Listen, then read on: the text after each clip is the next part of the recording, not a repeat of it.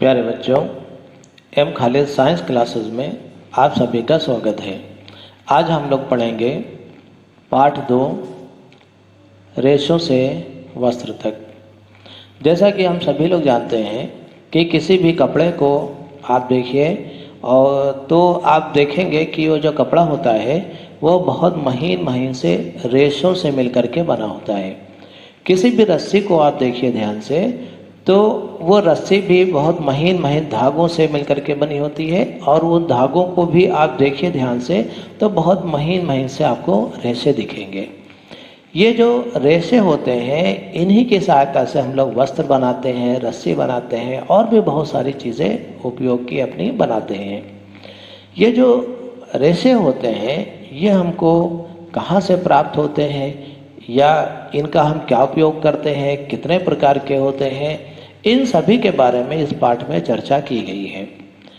सबसे पहले हम बात करते हैं इन रेशों के बारे में कि ये रेशे कितने तरह के होते हैं। जैसा कि बोर्ड पे आप देखिए लिखा हुआ है पौधों एवं जंतुओं से प्राप्त रेशे। ये जो रेशे होते हैं ये हमें प्रकृति में 2 प्रकार से मिलते हैं। एक तो कुछ रेशे ऐसे होते हैं जो हमें पौधों से मिलते हैं और कुछ हमें जंतुओं से प्राप्त होते हैं। जो पौधों से रेशे प्राप्त होते हैं उनको हम कहते हैं पादप रेशे। नाम याद रखिएगा, उनको हम कहते हैं पादप रेशे।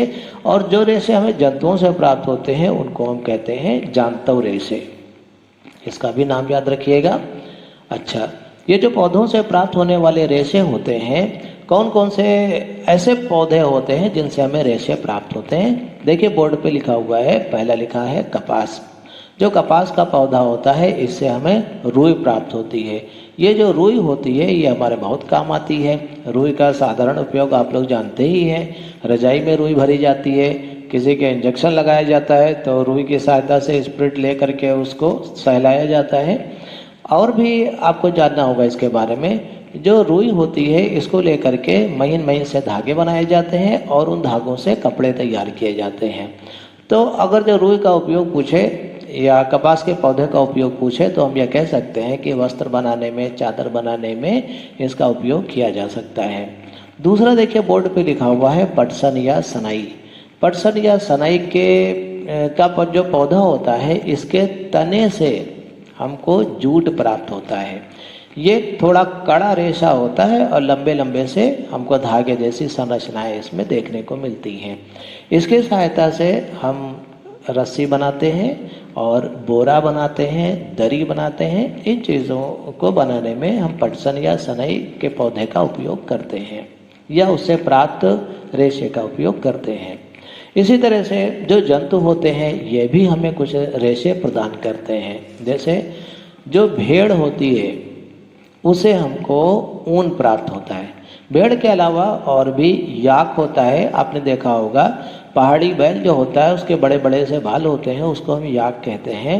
या पहाड़ी क्षेत्र में पाई जाने वाली कुछ बकरियां होती हैं, उनसे भी हमको ऐसे रेशे प्राप्त होते हैं जिनकी सहायता से हम ऊन का निर्माण करते हैं। तो हम ये कह सकते हैं कि भेड़, याक और बकरी, इनकी सहायता से हमें ऊन प्राप्त होता है जिनका उपयोग हम स्वेटर बनाने में, कंबल बनाने में और गर्म कपड़े आदि बनाने में हम इसका उपयोग करते हैं। इसके अलावा रेशम का कीड़ा एक होता है जिसको हम रेशम का कीट कहते हैं। जो रेशम का कीट होता है उसकी सहायता से हमें रेशम प्राप्त होता है और ये जो रेशम प्राप्त होता है इसका उपयोग हम कपड़े बनाने में करते हैं। और जो डॉक्टर लोग ऑपरेशन करते हैं या चोट लग जाने पर टाँके लगाते हैं, वो जो धागा प्रयुक्त करते हैं उस धागे को बनाने में रेशम का उपयोग होता है। इस तरह से हमें प्रकृति में पौधों से और जंतुओं से रेशे प्राप्त होते हैं। इसके बाद हम बात करते हैं कि ऊन प्रदान करने वाले जंतु कौन कौन से हैं। वे कौन कौन से जंतु हैं जिनकी सहायता से हमें ऊन प्राप्त होती है। हमारे देश में ऊन का उत्पादन मुख्य रूप से भेड़ों से होता है। ये जो भेड़ें होती हैं ये हमारे देश में बहुत ज़्यादा संख्या में पाली जाती हैं और हमारे भारत देश में बहुत सारी भेड़ें पाई जाती हैं। बहुत तरह की नस्लों वाली भेड़ें पाई जाती हैं।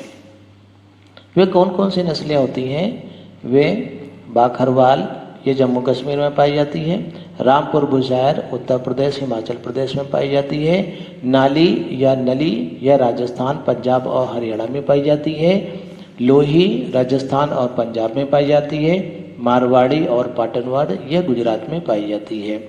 इसके अलावा न्यूजीलैंड की जो मेरिनो भेड़ होती है उससे हमें बहुत ही अच्छे किस्म का, हम कह सकते हैं सबसे उत्तम किस्म का ऊन प्राप्त होता है।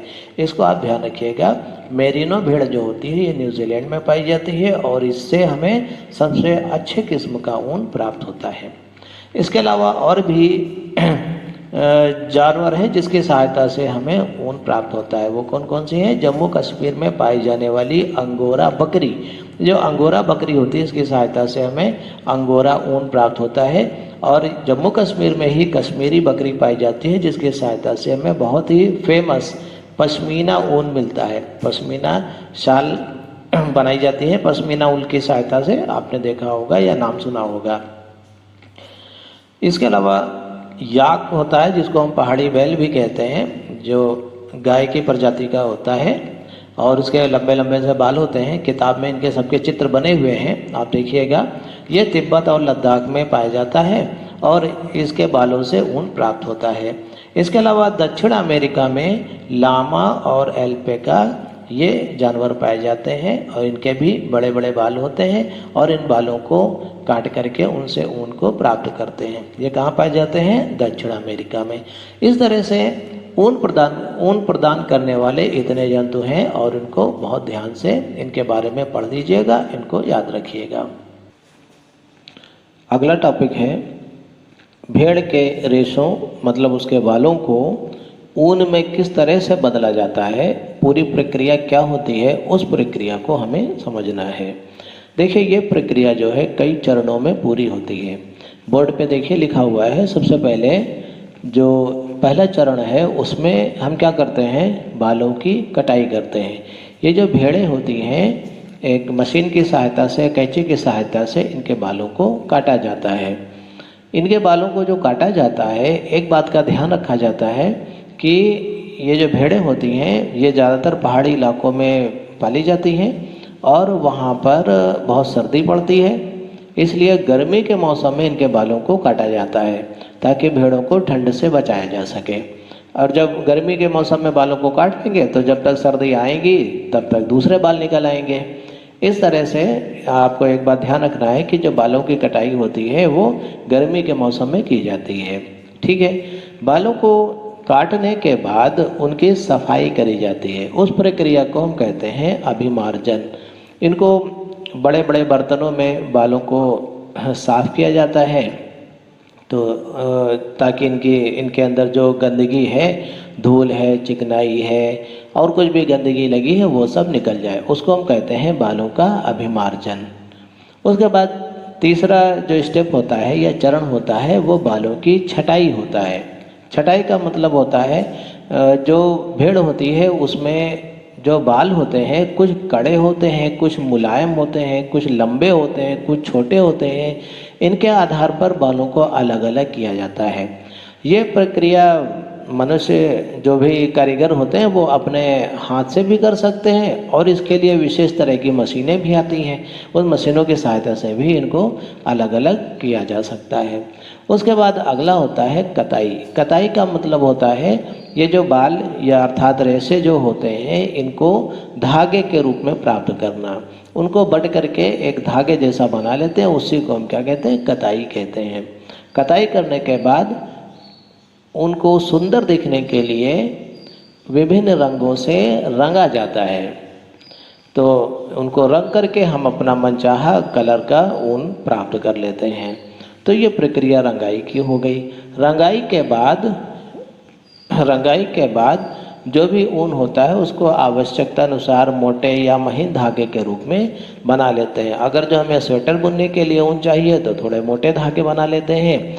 ऊनी कपड़ा बुनने के लिए अगर जो ऊन चाहिए तो हम उसके महीन महीन धागे बना लेते हैं। इस तरह से विभिन्न प्रकार के धागों में उसको परिवर्तित कर लेते हैं। इस प्रकार से इस पूरी प्रक्रिया के दौरान हमको ऊन प्राप्त होता है। इसके बाद हम लोग समझते हैं कुछ अतिरिक्त चीज़ें जो किताब में दी हुई है।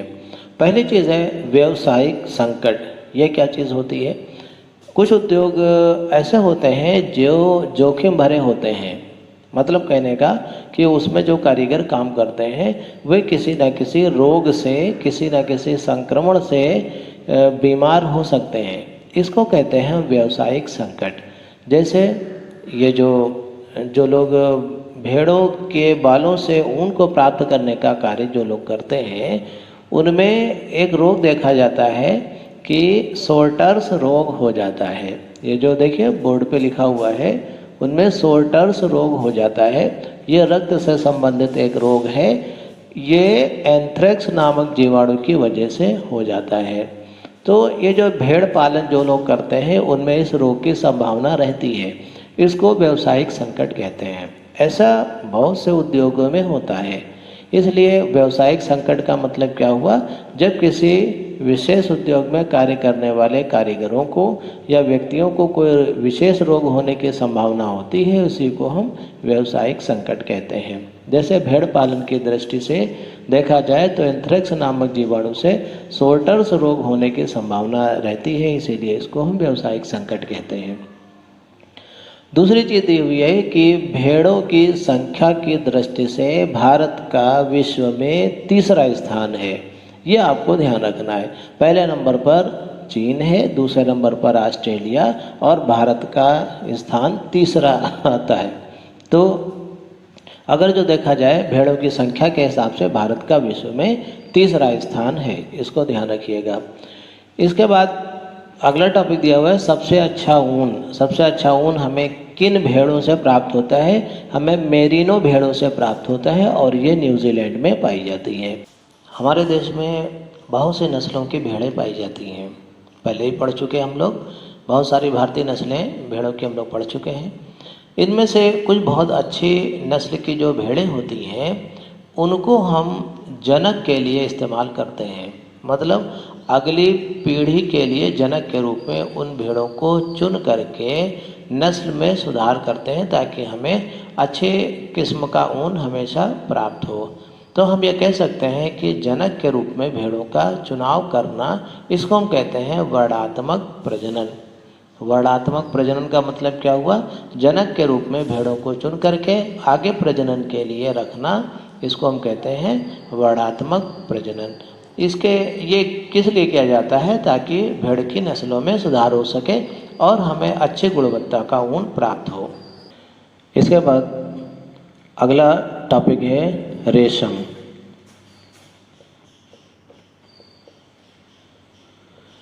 रेशम का उपयोग वस्त्र बनाने में होता है। आप सभी को मालूम है कि रेशमी वस्त्र बहुत चमकीले, बहुत सुंदर और बहुत टिकाऊ होते हैं। प्राचीन काल से ही इनका उपयोग होता रहा है और जो राजसी वस्त्र होते थे या बहुत महंगे वस्त्र होते थे वो रेशम के ही बनाए जाते थे। रेशम का आविष्कार चीन में हुआ था। चीन से ही रेशम के वस्त्रों को बनाने का कार्य शुरू हुआ था। हमारे देश में रेशम को एक विशेष तरीके से कीड़ों को पाल करके प्राप्त किया जाता है, जिसको हम रेशम कीट का पालन कहते हैं और इसको सेरीकल्चर नाम दिया जाता है। इसके बारे में भी हम लोग समझेंगे। सबसे पहले हम लोग समझते हैं कि जो रेशम का कीट होता है ये किस तरह से अपने चारों तरफ रेशम बनाता है। तो इसको हम कहते हैं रेशम का जीवन चक्र। रेशम के कीट का जीवन चक्र। ये जो रेशम का कीट होता है ये किन अवस्थाओं से गुजरता हुआ रेशम प्रदान करता है, इसके बारे में हम लोगों को समझना है। देखिए, सबसे पहले क्या होता है, जो रेशम के कीट की मादा होती है वो अंडे देती है।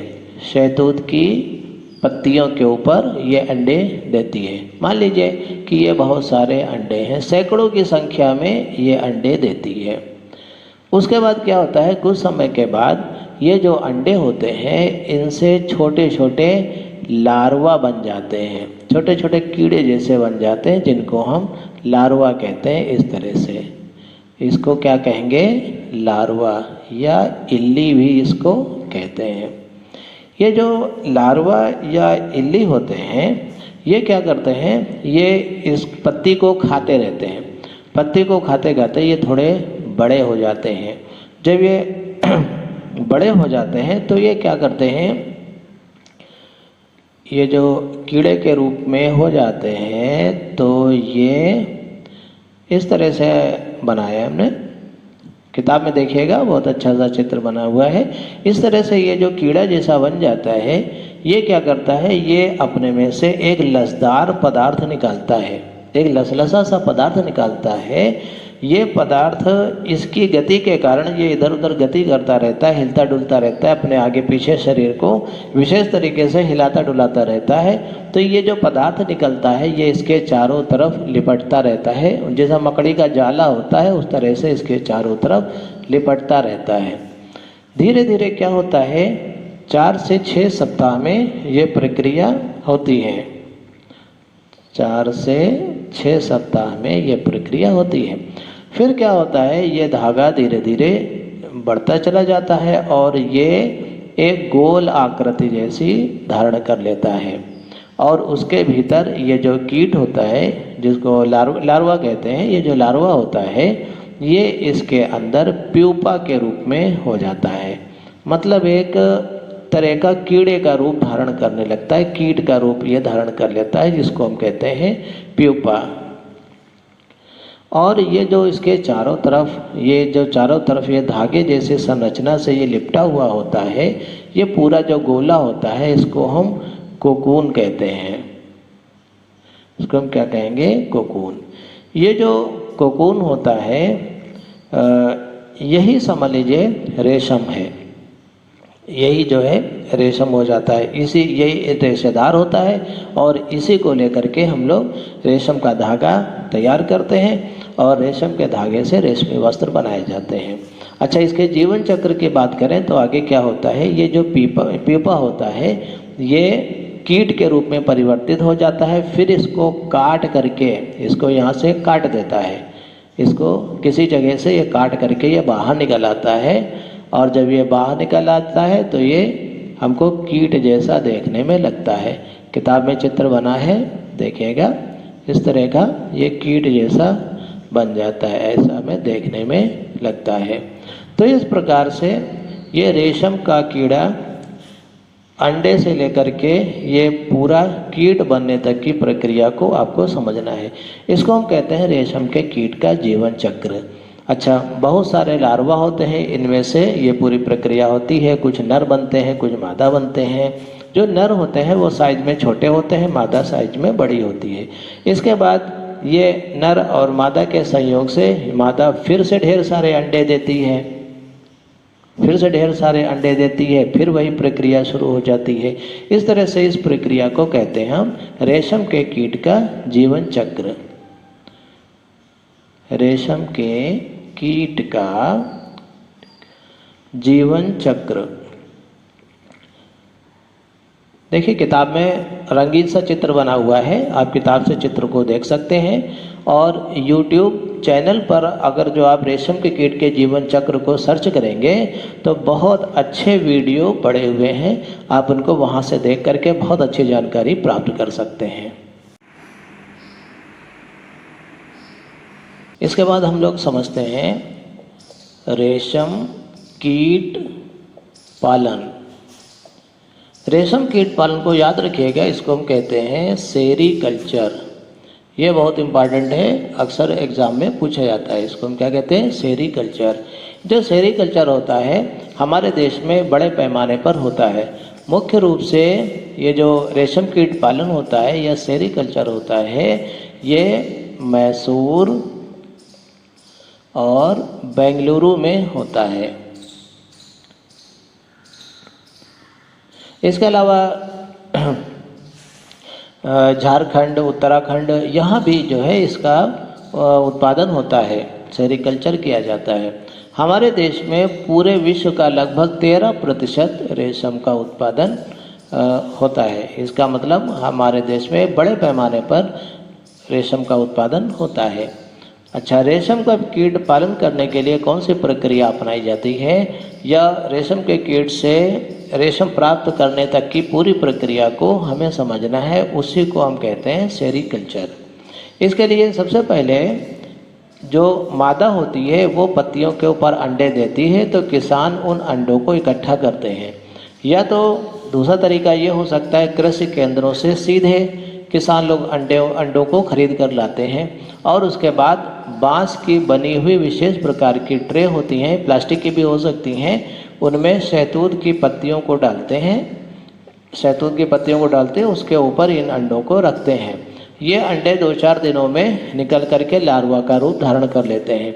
जैसा हम लोग रेशम कीट के जीवन चक्र में पढ़ चुके हैं, सबसे पहले प्रक्रिया क्या होती है, अंडे लेकर के आते हैं और फिर उन अंडों से क्या प्राप्त होते हैं, लार्वा। ये लार्वा जो होते हैं ये शहतूत की पत्तियों को बराबर खाते रहते हैं, खाते खाते इनका आकार बड़ा होने लगता है। फिर ये जब इनका आकार बड़ा हो जाता है तो लगभग 25 से 30 दिन लगते हैं, ये बड़े लार्वा में चेंज हो जाते हैं और ये क्या करते हैं, अपने में से एक विशेष प्रकार का लसलसा पदार्थ निकालते हैं। लसलसा सा जो पदार्थ निकालते हैं वो इनके शरीर के ऊपर लिपटता चला जाता है। इसके लिए क्या करते हैं, किसान लोग अलग अलग तरीका अपनाते हैं। कुछ डिब्बे जैसे रख देते हैं, उनमें इस तरह का जाल प्राप्त करते हैं। कुछ बांस की टहनियाँ रख देते हैं, उनसे ये लार्वा चिपक करके उसके चारों तरफ जो है ये पदार्थ इकट्ठा करता रहता है। ये सफ़ेद जैसा पदार्थ जो उसके चारों तरफ इकट्ठा हो जाता है, उसको हम लोग पढ़ चुके हैं, उसको क्या कहते हैं, कोकून कहते हैं। ठीक है, ये कोकून इस तरह का होता है। इसमें क्या होता है, प्यूपा होता है, यहाँ पे आपको पहले भी बता चुके हैं, ये प्यूपा होता है और इसके चारों तरफ ये धागा जैसा लिपटा होता है। इसी को समझ लीजिए रेशम कहते हैं। ये सफ़ेद रंग का गोल होता है, ये समझ लीजिए क्या है, रेशम है। ये जो कोकून होता है यही समझ लीजिए रेशम कहलाता है। फिर हम क्या करते हैं, इससे हमें रेशम को प्राप्त करना होता है। अब क्या करते हैं, इसको लगभग 95-97 डिग्री सेंटीग्रेड तक गर्म खौलते हुए पानी में इसको डाल देते हैं। जब ये डाल देते हैं, इससे इसके अंदर का प्यूपा नष्ट हो जाता है। अब ये इसको काट करके बाहर नहीं निकल पाएगा क्योंकि वो मर गया। क्योंकि आपको पहले पता है, रेशम के जीवन चक्र में आपने पढ़ा था कि प्यूपा क्या करता है, इसको काट करके बाहर निकल आता है। अगर जो कोकून को प्यूपा काट देता है तो इसकी क्वालिटी अर्थात इसकी गुणवत्ता घट जाती है और ये सस्ता हो जाता है। इसलिए क्या करते हैं, इसको गर्म पानी में डाल करके प्यूपा को नष्ट कर देते हैं। अब ये हमको पूरा गोला जैसा मिल जाता है। ये अच्छे क्वालिटी का रेशम माना जाता है। ये जो एक कोकून होता है, आपको जान के आश्चर्य होगा कि इससे लगभग 300 मीटर से लेकर के 900 मीटर तक लंबा रेशम का धागा प्राप्त कर सकते हैं। लेकिन ये हल्का बहुत होता है। 1 किलो रेशम प्राप्त करने के लिए लगभग 5,500 कोकून चाहिए। 5,500 कोकून को जब गर्म पानी में डालेंगे, उसके बाद निकालेंगे तो लगभग जो है लगभग 1 किलोग्राम रेशम प्राप्त होगा। अच्छा, उसके बाद क्या होता है, ये जो रेशम हमको प्राप्त हो जाता है, प्यूपा तो खत्म हो गया, लेकिन कभी कभी जो किसान आगे प्रजनन कराना चाहते हैं तो जितने कोकून उनके पास बन जाते हैं उनमें से 1% को रोक लेते हैं, बाकी लगभग 99% से रेशम को प्राप्त कर लेते हैं। वो जो 1% रोक लेंगे वो इसको काट करके बाहर निकलेंगे, बाहर निकल करके आगे फिर नर और मादा संयोग करके अंडे देंगे और अगली प्रक्रिया शुरू हो जाएगी। तो उन ढेर सारे अंडों को लेकर के फिर से हम ये प्रक्रिया अपना सकते हैं। हमको अंडे खरीदने नहीं पड़ेंगे अलग से, इसलिए ये 1% को छोड़ करके बाकी से रेशम को प्राप्त कर लेते हैं। ऐसा किसान लोग करते हैं। अच्छा, फिर उसके बाद ये जो कोकून होता है, इसके चारों तरफ रेशम लिपटा होता है, इससे धागे को प्राप्त करते हैं, उसको कहते हैं रीलिंग। उस प्रक्रिया को क्या कहेंगे हम, रीलिंग। मतलब ये जो रेशम होता है इससे लंबे लंबे धागों को बनाना, उसी को हम कहते हैं रीलिंग। फिर रीलिंग के बाद इसको हम क्या करते हैं, इसको कलर करते हैं, इसकी रंगाई करते हैं।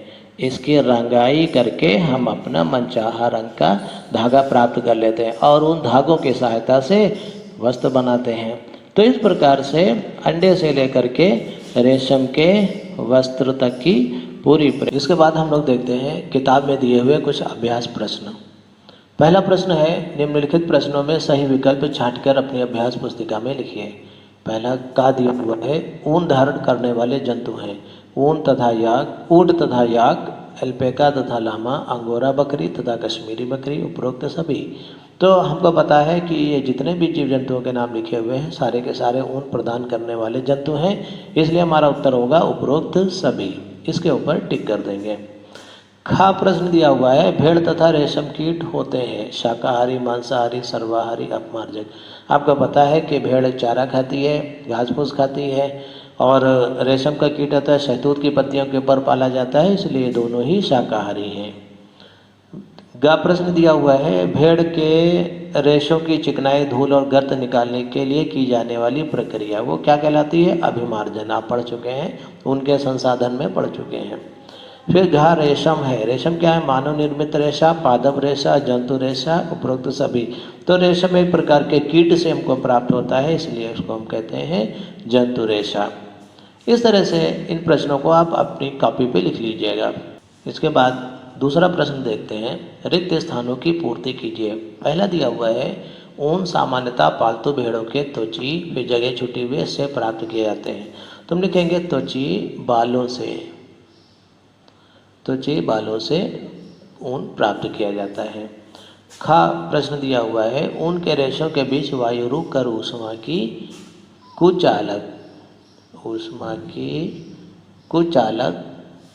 ऊष्मा की कुचालक का कार्य करती है। रेशम प्राप्त करने के लिए रेशम कीट पालन विज्ञान ये क्या कहलाता है? आपने पढ़ा है, इसको हम कहते हैं सेरीकल्चर। रेशम कीट पालन का विज्ञान सेरीकल्चर कहलाता है। प्यूपा के चारों ओर रेशम ग्रंथि से स्रावित पदार्थ से लिपटी संरचना क्या कहलाती है? जो रेशम का लार्वा होता है वो अपनी रेशम की ग्रंथि से एक तरह का पदार्थ निकालता है जो उसके चारों तरफ लिपटता रहता है और उसी में वो बंद हो जाता है। वो गोल जैसी जो संरचना बन जाती है उसको कोकून कहते हैं, कोकून कहलाती है। अगला प्रश्न, रेशम उद्योग के कारीगर नामक जीवाणु द्वारा संक्रमित हो जाते हैं। आपने पढ़ा है कि जो कारीगर होते हैं वो रेशों की जो छटाई का काम करते हैं उन्हें एंथ्रेक्स नामक जीवाणु संक्रमित कर देता है। एंथ्रेक्स नामक जीवाणु संक्रमित कर देता है, इससे उनके अंदर रोग हो जाता है। तो इसको व्यावसायिक संकट भी कहते हैं। अब हम लोग तीसरा प्रश्न देखते हैं, सही और गलत के चिन्ह लगाइए। पहला दिया हुआ है, कश्मीरी बकरी के बालों से पश्मीना ऊन की शालें बनाई जाती हैं। तो ये आपका उत्तर सही है। आपने पढ़ा है, कश्मीरी बकरी के बालों से पश्मीना ऊन की शालें बनाई जाती हैं। ठीक है। ऊन प्राप्त करने के लिए भेड़ के बालों को जाड़े के मौसम में काटा जाता है। ये गलत है, क्योंकि गर्मी के मौसम में बालों को काट लेते हैं, जिससे जाड़े का मौसम जब तक शुरू होता है तब तक बाल फिर से उगाते हैं और भेड़ ठंड से बच जाती है। अगर जो आप जाड़े के मौसम में बालों को काटेंगे तो ठंड लग जाएगी भेड़ के, इसलिए ये गलत है। गा वाला दिया हुआ है, अच्छी नस्ल की भेड़ों को जन्म देने के लिए मुलायम बालों वाली विशेष भेड़ों के चयन की प्रक्रिया वर्णात्मक प्रजनन कहलाती है। ये सही है।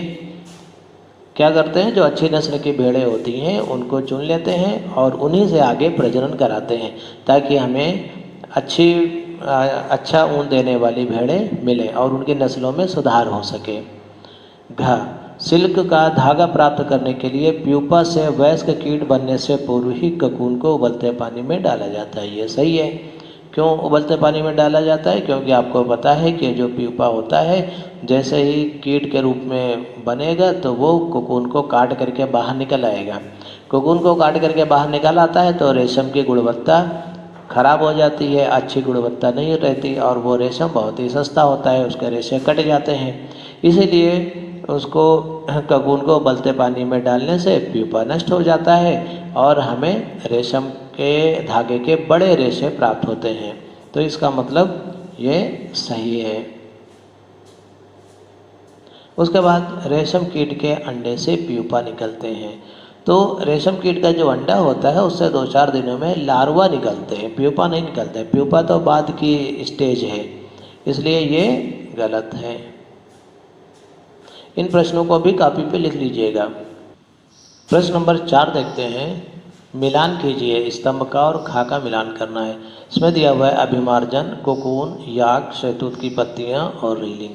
सबसे पहले अभिमार्जन। अभिमार्जन क्या होता है? ये जो भेड़ों के बाल जो काटे जाते हैं और उनकी सफाई की जाती है, उसी को हम अभिमार्जन कहते हैं। तो हमको अभिमार्जन को काटी गई उनकी सफाई, इससे हमको मिलाना चाहिए। कोकून क्या होता है? कोकून जो होता है वो रेशम के कीड़े के ऊपर लिपटा हुआ सफ़ेद पदार्थ होता है, रेशेदार पदार्थ होता है, उसी से हमको रेशम प्राप्त होता है। तो कोकून को मिलाना चाहिए। रेशम के रेशे का संसाधन नहीं, ये रेशम के रेशे उत्पन्न करता है। कोकून क्या करता है? रेशम के रेशे उत्पन्न करता है। अच्छा, फिर देखिए याक। याक क्या है? ऊन देने वाला एक जंतु है। आपने पढ़ा है जो याक होता है पहाड़ी बैल होता है, उसके बड़े बड़े से बाल होते हैं, उससे भी हमको ऊन प्राप्त होता है। शहतूत की पत्तियाँ। शहतूत की पत्तियाँ क्या है? रेशम कीट का भोजन है। आपको पता है रेशम का जो कीट होता है वो शहतूत की पत्तियों के द्वारा पाला जाता है, उन्हीं को वो खाता रहता है। अच्छा, रीलिंग। रीलिंग क्या होती है? रेशम के रेशे का संसाधन। जो कोकून होता है उससे जब हम रेशम का रेशा प्राप्त करते हैं और उससे धागे नुमा संरचनाएं तैयार करते हैं, तो उसे को हम रीलिंग कहते हैं। तो हमें इसको इससे मिलाना चाहिए, रीलिंग को मिलाना चाहिए रेशम के रेशे का संसाधन। अब इनको आप तीर ना लगा करके इसको आमने सामने भी उत्तर में लिख सकते हैं। जैसे अभिमार्जन लिखा, उसके सामने हमने लिख दिया काटी गई ऊन की सफाई। फिर दूसरा लिखा कोकून, उसके सामने लिख दिया रेशम के रेशे उत्पन्न करता है। इस तरह से आप उत्तर को कॉपी में लिख सकते हैं। इसके बाद कुछ और भी प्रश्न दिए हुए हैं जो अति लघुत्तरी, लघुत्तरी या विस्तृत उत्तरी के रूप में हैं, वो आगे वीडियो में दिए गए हैं। उनके स्क्रीनशॉट ले लीजिएगा और उसको कॉपी पर नोट कर लीजिएगा। इस तरह से हमारा ये दूसरा पार्ट पूरा हो जाएगा। धन्यवाद।